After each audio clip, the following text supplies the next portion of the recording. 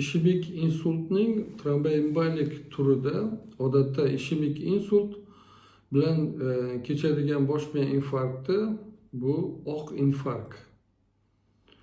Ba'zan kulrang infarkt ham deb hisoblaymiz.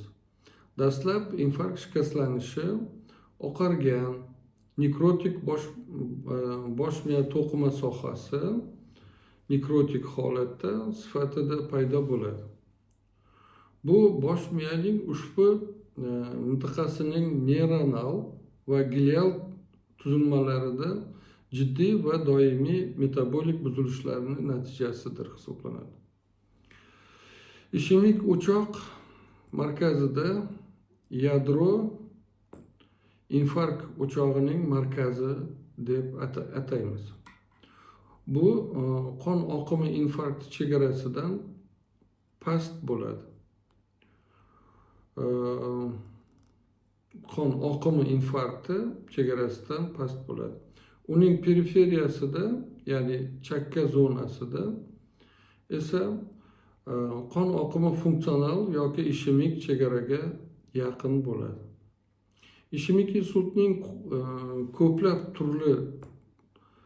turlari turli joylashuvi va o'lchamdagi bosh miya infarktining rivojlanishi bilan xarakterlanadi. Patologik o'choq joylashuvi va uning hajmi ta'sirlangan qon tomir hududi bilan belgilanadi. Bundan tashqari, bosh miya infarktining ayrim turlari o'ziga xos xususiyatlariga qarab farqlanadi. Bosh miya yarim sharlari bir tomonida infarkt paydo bo'lishiga olib keladigan ishemik insult ba'zan qon oqimi tezligining o'zgarishi va qarama-qarshi yarim sharlarning simmetrik tuzilmalarida fiziologik faoliyatining bostirilishi bilan birga keladi. Bu esa ikkinchi, ya'ni oyna, ya'ni men tushuntirish berib o'taman, ya'ni oynada aks beramiz-ku, xuddi shunga o'xshagan ishemik o'choq yoki oyna aksi bilan miya